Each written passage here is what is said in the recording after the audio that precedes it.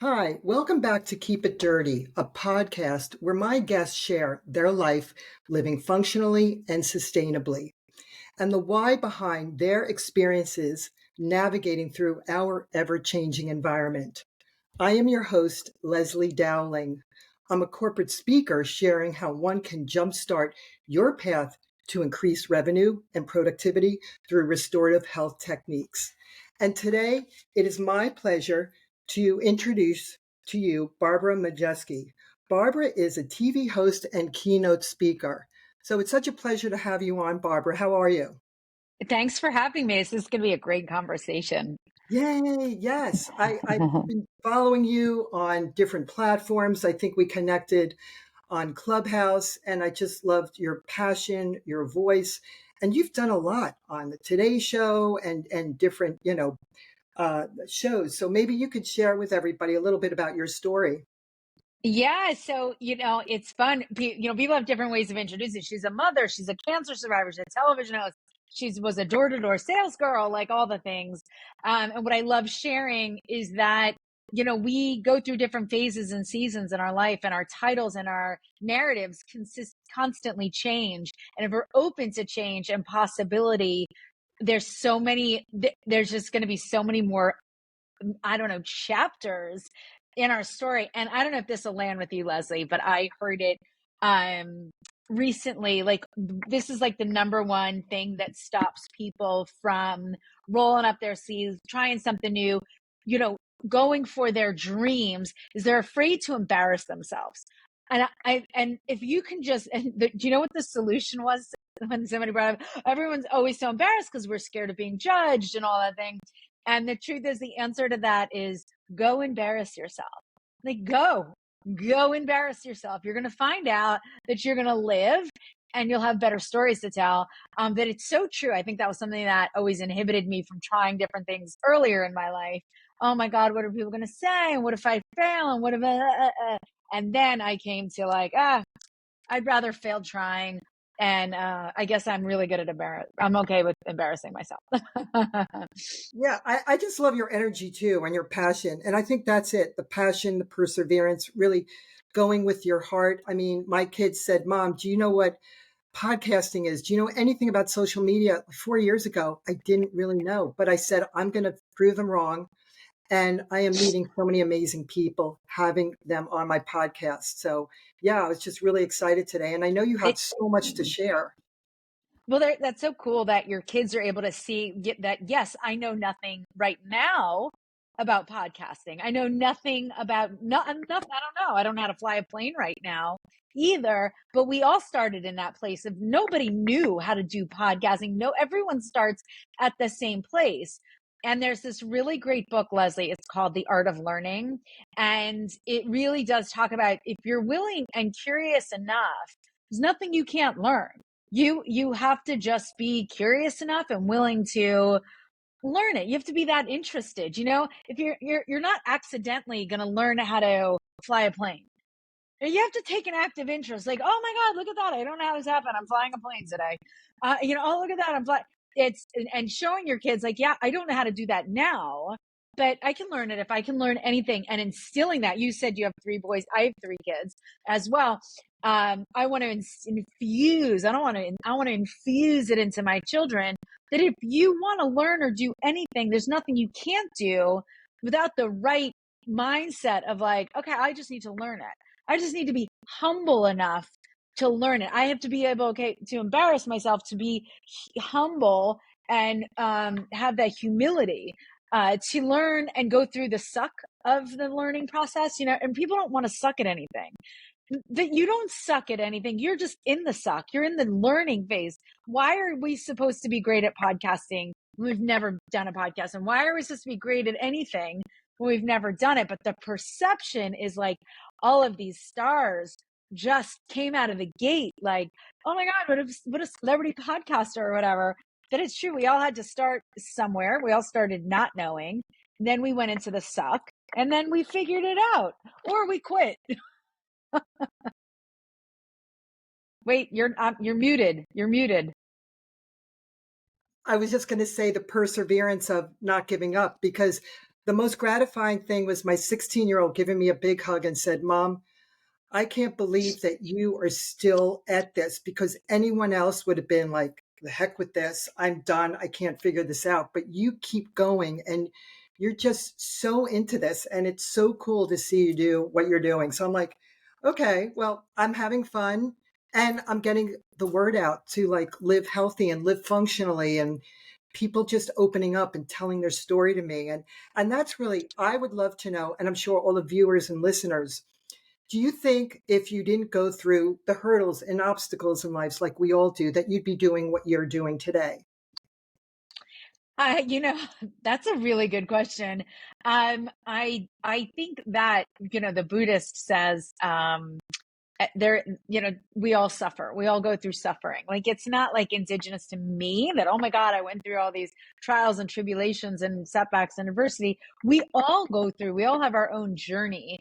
I do think that if we learn, and we're taught early on, that these are all experiences designed to build us, to build our sense of resilience, our sense of humanity, compassion, knowingness. If things happen for you and not to you, and you're not a victim of things, but you're a victor of things, and you have that way of like, okay, that was just a chapter. It doesn't define me, but it does refine me. Like it does, build me to be a more interesting person. There's a really great example of this in Japanese pottery, and it's called kintsugi. And when a piece of pottery in Japan is broken, they assemble it back together by infusing gold specks in the glue that adheres the broken pieces back together. And when the pottery is reformed, it's actually more valuable in its new form with the cracks and the broken pieces. It's more valuable than it was in its original form. And that is us. We are more valuable to each other and to everyone, to ourselves, when we recognize it is our imperfections that make us the most valuable, of most service. If we hadn't gone through adversity in our own childhood, how could we help and serve our own children as they're transversing, adolescence and dating and broken hearts and all? If we didn't understand from our own, wealth of experience. So yes, I think that we're all united. The difference that I see in people is their perception and their narrative of their struggles is staying in victimhood, and this happened to me and I couldn't, and the way they tell the story either is like, to me, as somebody that's like, oh my God, those are nails, nails on a chalkboard. Like, stop being the victim. Tell me how you overcame it. Tell me what you learned. Tell me how you grew. Tell me all the things. But it's everyone's like victimhood, or I don't know, victorhood. Is that? I don't know. I So like that's that just one. how I feel. Yeah. Victorhood. We can just make up words. We're old enough. Yeah, talking about aging gracefully, because I always say I'm biohacking. And so maybe, chronologically, I'm such an age. But I feel as I'm aging, I feel the wisdom and the knowledge. And that is what's so empowering. And I feel this sense of like, there's no fear. It's like, I'm just going to go out there, go for it. And you know what? I could reflect back when I'm older and I'm sitting Yeah. there saying, you know what? At least I tried it, So for you, well, first of all, we were able to talk a little before we started recording. I'd love to know more about why you opened a yoga studio. And Oh, I don't have a yoga studio. I oh, go but you to a go to yoga a yoga. studio. So you do go, but maybe you could like share with Yeah. everybody, why yoga?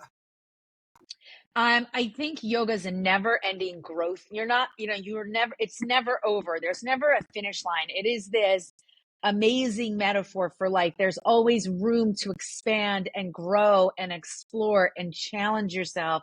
But at the same time, you are right where you should be. Like, you don't show up, bendy Betsy if you haven't been in there. Like you people are like, oh, I have no flexibility. Well, you don't practice flexibility. Why do you deserve flexibility? Like, it is a practice. It's not a perfect. So for me, yoga is just this great way to always say there's so much more ahead of you, yet look how far you've come and look that you're here. Like, I have this really great, for me, it's like, I'm always just happy that I'm getting on my mat.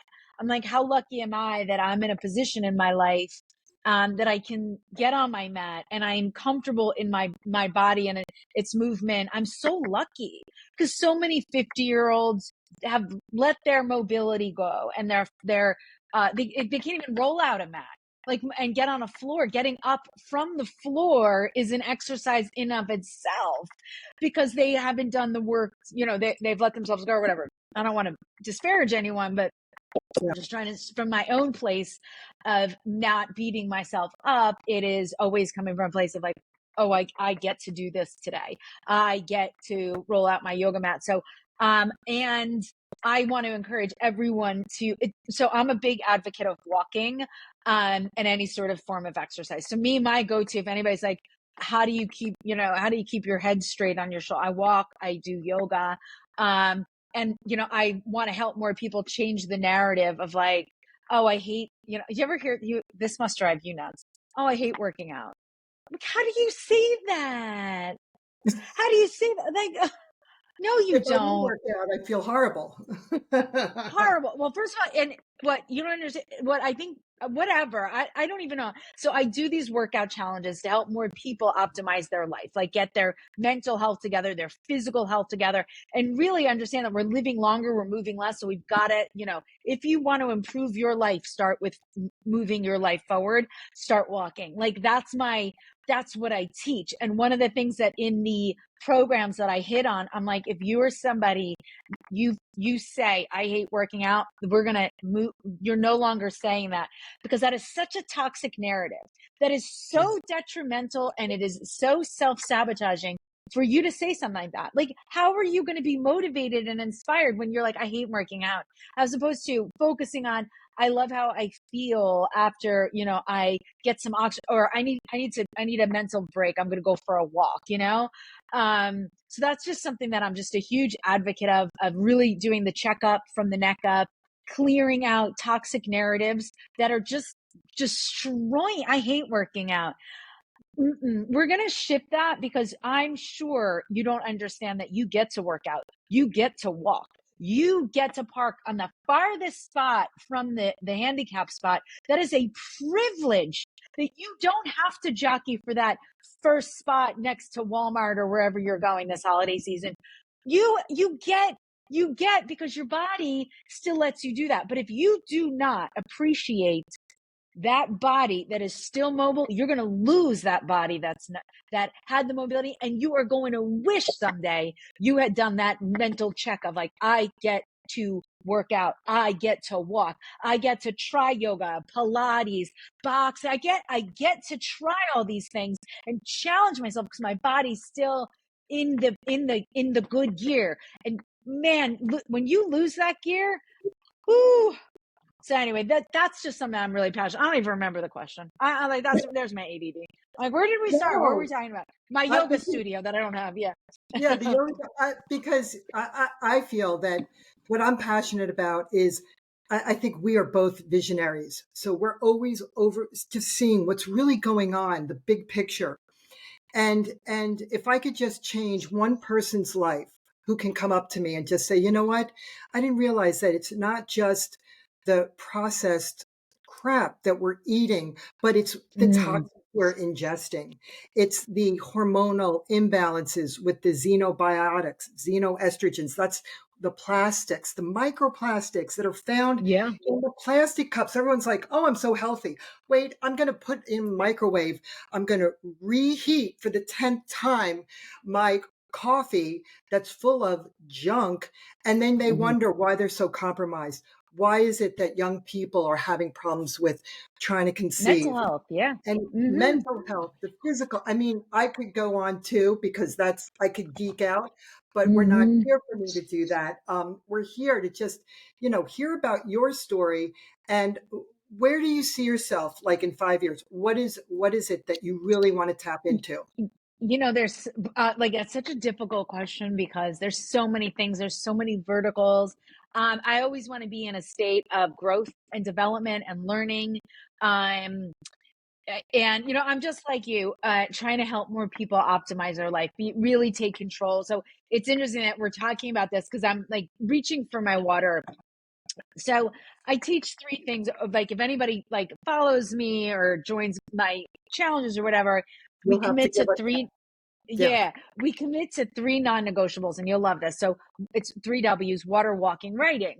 And the we talked about the walking. Here's the thing with the water that I talk about that I think your listeners will resonate with, because I think sometimes as somebody that knows they're in the funk, I am not in a good place mentally, physically, emotionally, spiritually, relationships in this shit, or I've got clutter all around my house. Like, I don't even know where to begin, right? Like, so many people are so overwhelmed because they've just lost themselves in maybe I don't know, we all do. So one of the things in my experience is I'm like, okay, let's just flood our body with water, like really good water. Like, that's it. Your goal is not, I don't want to take anything out of your diet right now. Don't worry about anything, but I want you to drink water. And when you're drinking water, you're going to be flushing out toxic thoughts, toxic narratives, toxic beliefs, things that are no longer serving you. So for me, I'm like, are you that person that says, I don't like working out and I'm too overwhelmed and you just have all this shit I'm so tired and I'm so overwhelmed and I'm so stressed out and all these toxic thoughts because you are what you think what you are what you believe. Yeah, you are a stress Yeah. mess. All right, I'm cleaning my shit up and I'm going to do it by just flooding. Flooding is one of my words. Flood your body, flood your organs, flood your body, get rid of toxic thoughts, toxic beliefs, toxic narratives. So I guess when you ask me like what is what are my goals, like my goals are to help more women as they're going through being a new mom and older moms and empty nesters, as they're kind of going through the chapters in their life, or not even being a mom or whatever, is having these defaults, these ways to navigate challenging times, these three defaults: water, walking, writing. Okay, you're lost in the funk. Come, all right, grab your water bottle, grab your journal, put on your sneakers. Like, we're going for a walk. Like, start like understanding, like, don't grab that bottle of wine. Like, I get it. It's really funny on TikTok and I love a good glass of wine here and there. But I want to give you something better that really is going to move your life forward and help you optimize your mental health, your physical health, and your spiritual health. And here, sitting right in front of me, is always a journal. So I like practice what I preach. So I think that's just what I want to be known as somebody that really has helped people transform and transform their life and optimize their life, and help as many people as possible. I want to Wow. leave a good legacy Yeah. and Well, embarrass myself a lot. you're a mover and shaker, and I've seen all that you have been doing just on all your social media and platforms, which is amazing. Were you always in the industry with, just getting out there and being on different platforms on uh, television? no, I think I've just always been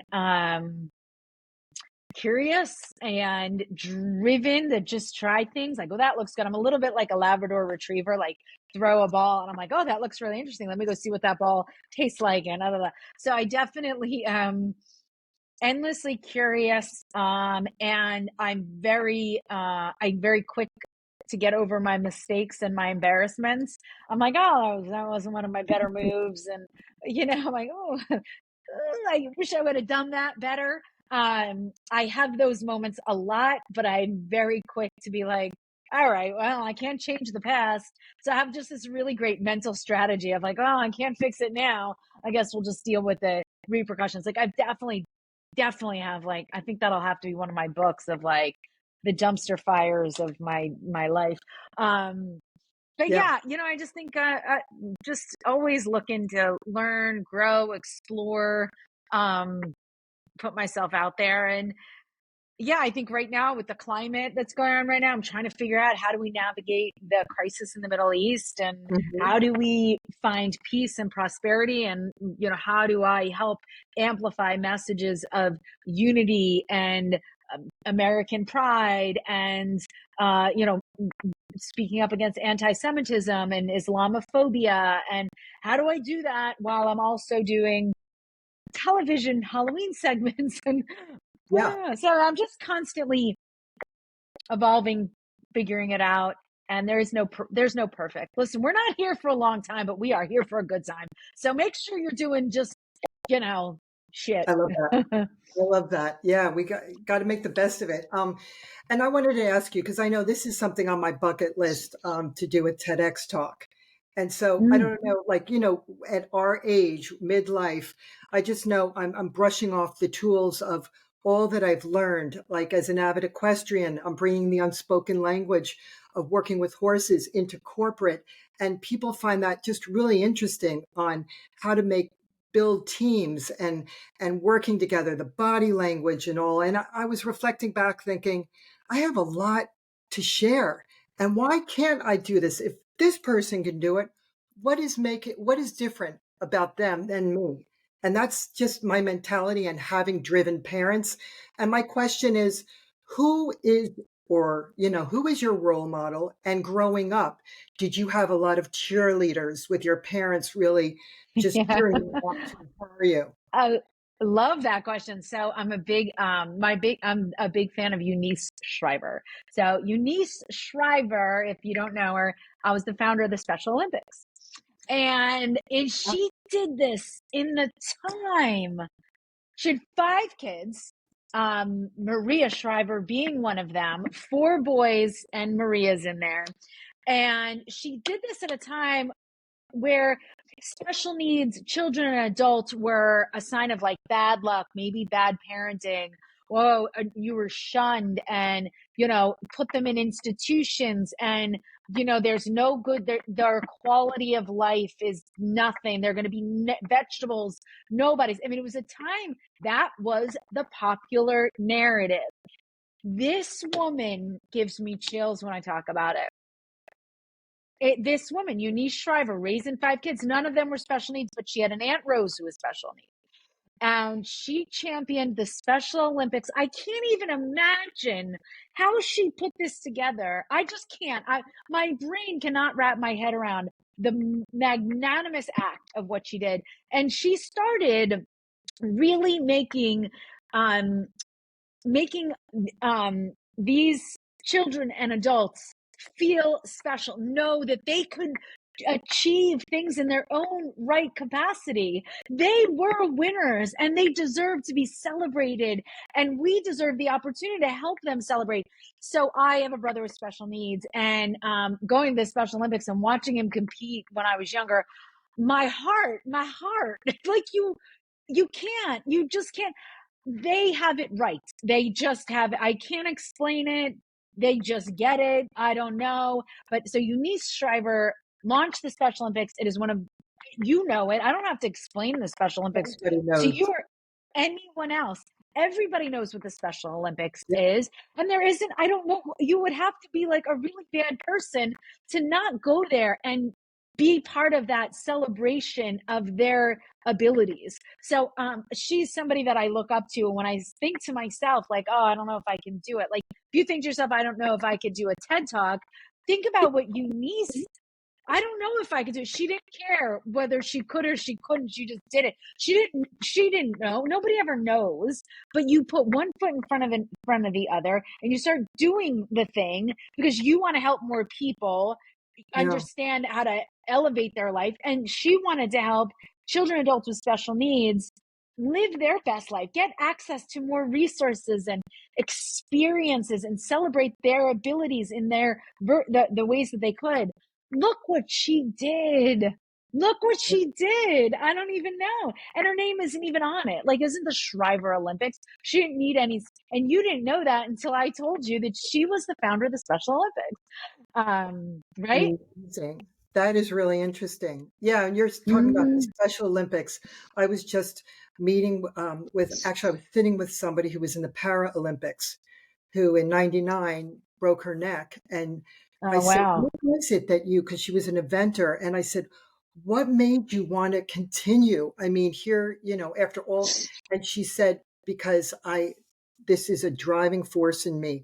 I knew this is what I wanted to do, and I wanted to show people that they can do it too. So there's so many Uh-huh. special like caveats of everything that you're talking about, and so So many people. powerful. Yeah, so powerful. Of like Um, you almost do it to serve others. Like I want to do this to show others that they're yeah, capable as well. It transforms your reason for doing anything. And yeah, you had also asked, did I have cheerleaders? And this is kind of fun to share yeah, because I always call it growing up Schwartz. And I threatened to write the book, and I haven't written it because growing up Schwartz is just I'm a twin. I have younger twin brothers. My mom's a triplet. One of my brothers is special needs. Nobody knew how to handle it because it was in the 80s, the 70s, the 80s. Again, like Special Olympics were just kind of coming into its glory. Really, he was a special, but we didn't really know. It was still like whatever, and it just was comedy. Our whole life was just one little comedy episode after another. But what I learned, like, no matter what I said I wanted to do, my parents would be like, oh my God, it's an amazing idea. Now, it could have been because they were so distracted and so had other kids and other things going on. Yeah, you do that. They never discouraged me. I could have been like, I want to launch rockets. I want to go into space. I want to be you're going to be the best astronaut. Really? Because I'm a C student. You're going to be the best astronaut. Don't you worry. You're going to figure it out. So they instilled with this, if that's what you want to do, then just go do it. Go figure it out. And we'll support you. We don't care. Like I just always felt like, all right, I'll just go ahead and try it. And it's not going to, and this is something that I think is so important that I think parents lose. They're always like, and my ex-husband and I had to have conversations over it when we were together because he'd be like, oh, I don't think they're going to like that sport. I don't think we should put them in that. And I'd be like, that's not my job. Like mm, they'd come in and say, I want to be a roller skate instructor or something like that. I'd be like, oh my God, that's amazing. And my husband at the time would be like, I don't think they're not going to be good at that. I'm like, that's not my job. That's not my job. My job is to encourage them to try everything, to yes. explore all avenues and to find out what most feeds their heart, makes their heart sing. I'm like, so different things will come. So I have a son with epilepsy. And this is a good example. Hmm. And he came home and he's like, oh, Mom, I want to do lacrosse. And I'm like, great. Meanwhile, I'm like, oh, for the love of God, like, really, lacrosse? Can you just swim or run or not even swim? I don't want to swim. But I was like, can you just do something that's not like where they're just trying to murder you and hit you and you have to wear a helmet? And I'm like, but I don't say that. That's not my job. My job is to set them up at the net, to position them so they can try all the things and then they can tell me what they like. And it is very hard because you're like, oh, that's just not a sport for you. Or that's not something. The world is going to do what it's going to do. And it's going to disappoint us and it's going to hurt our feelings and it's going to cut us and it's going to reject us.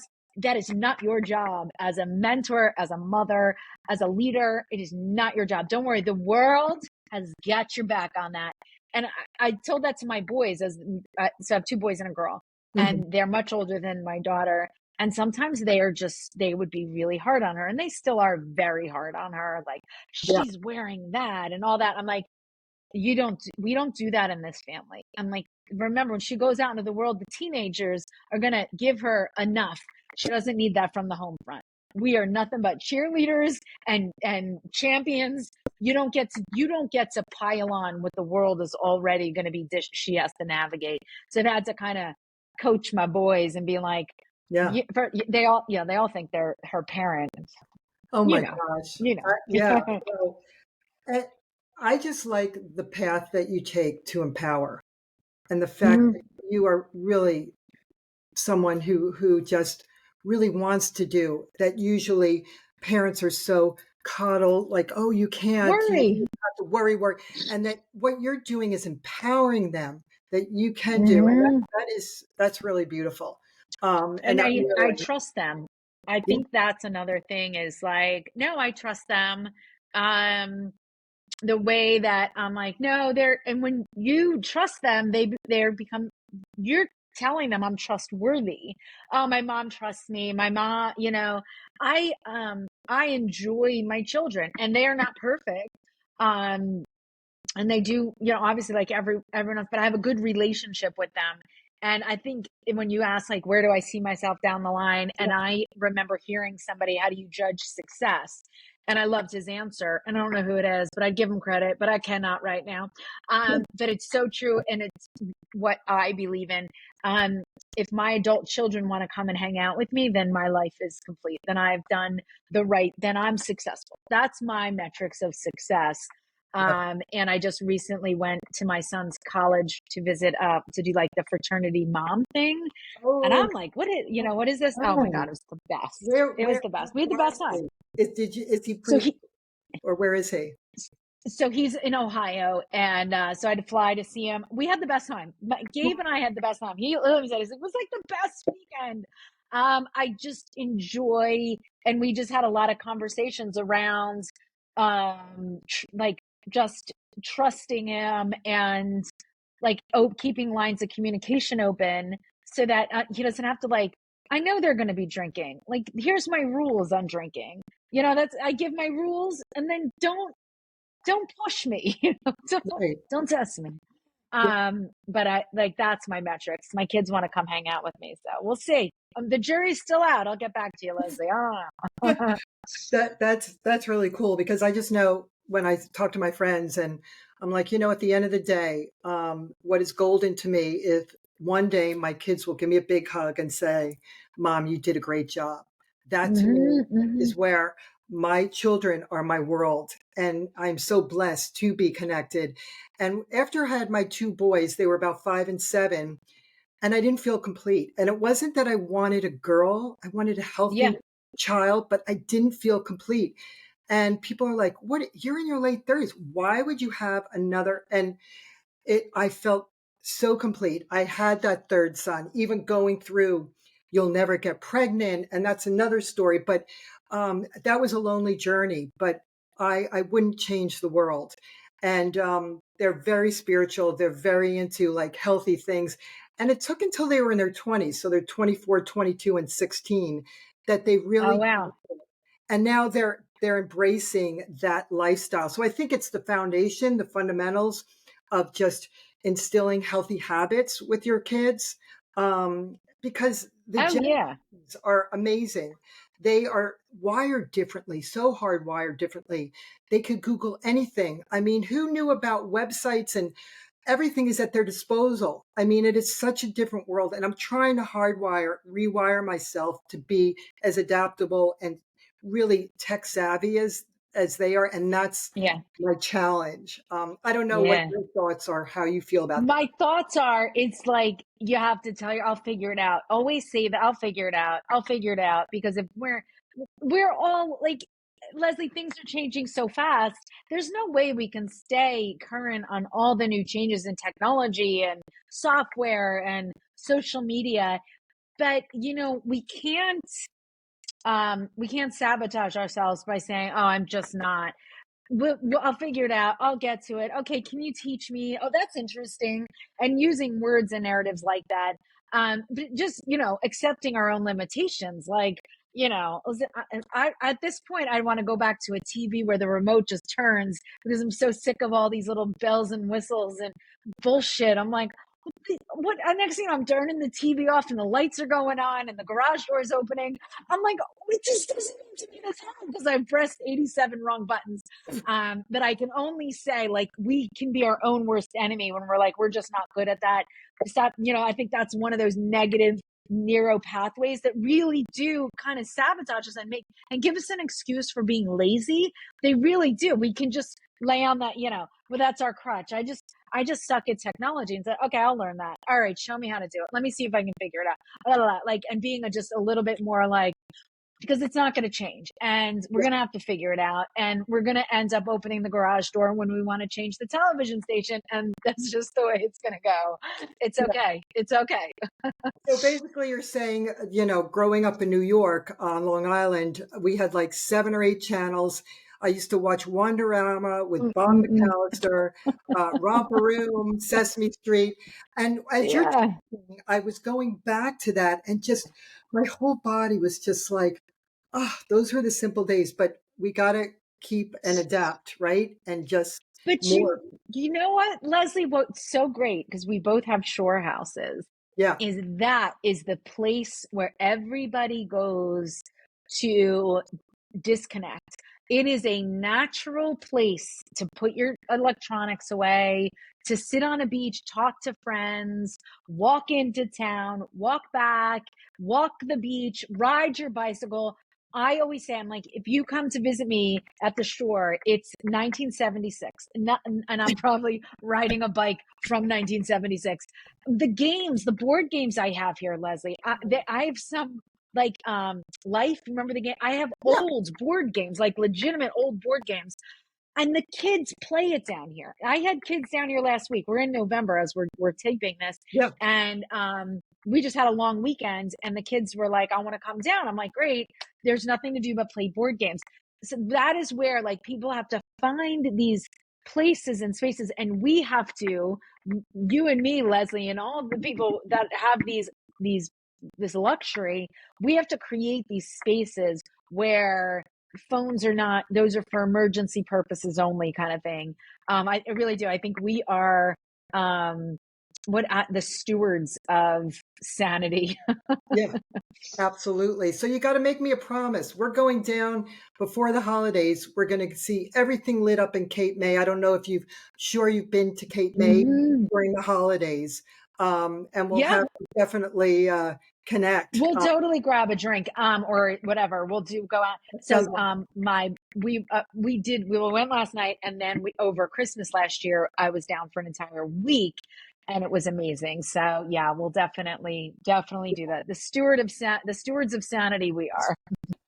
so before we wrap up, I always ask all my guests this last Mm. question.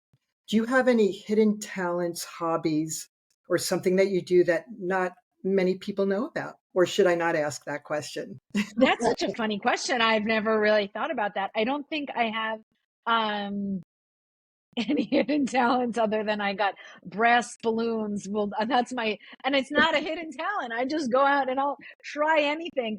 Um, and I'll put my best foot forward. That's, that's my non-hidden talent. I have no superpowers, but that is kind of my superpower is there is nothing uniquely special about me. I feel like, oh my God, you're on, I do the Today Show and I'll do podcasts and I wrote a book and all this.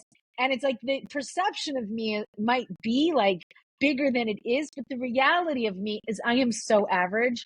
I graduated in a class of 360. My class was my rank was 180. I mean, I'm literally 50. Like I was 180 out of 360. I am like, you look up what's the average height and weight of an American woman. My stats are right there. Like average, everything. My blood pressure's average. I'm like generic. I am so generic.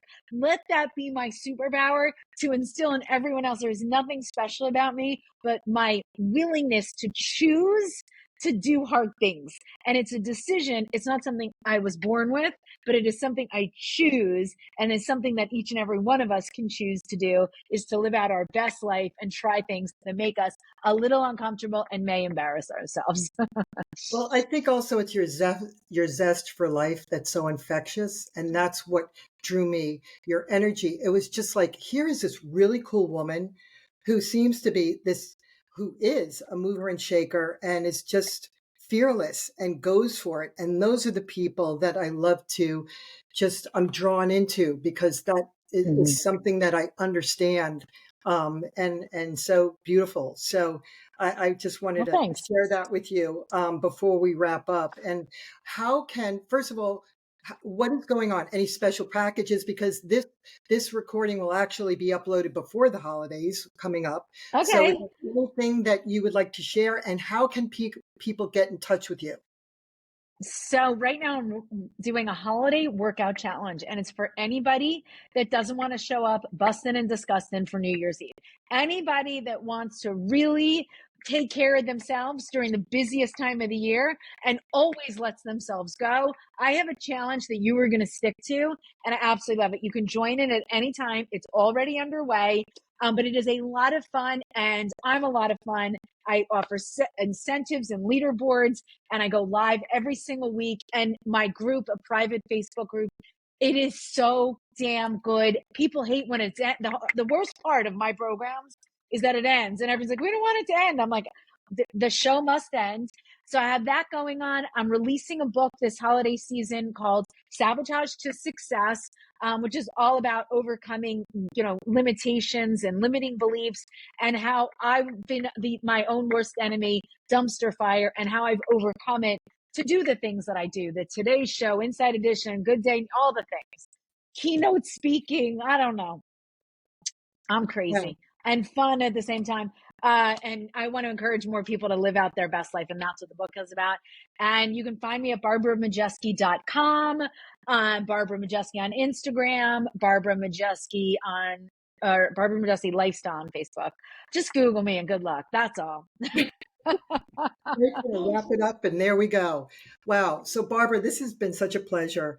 Great conversation today. And I'm really looking forward to actually meeting you in the near Oh, we're future. going to have the best time. You're going to do yoga with me down here. Yeah. We'll grab a drink. We'll see the lights in Cape May. It'll be amazing. Perfect. And also, now until the end of November, you can take advantage of 30% off products from Humble Healing Company and enter Keep It Dirty promo code.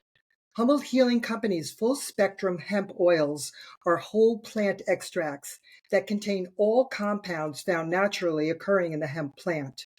Humble Healing Hemp is always USDA certified organic, USA grown and produced, chemical and pesticide free. And thank you for all my viewers and listeners supporting my podcast. And don't forget to ground with Mother Earth and keep it dirty.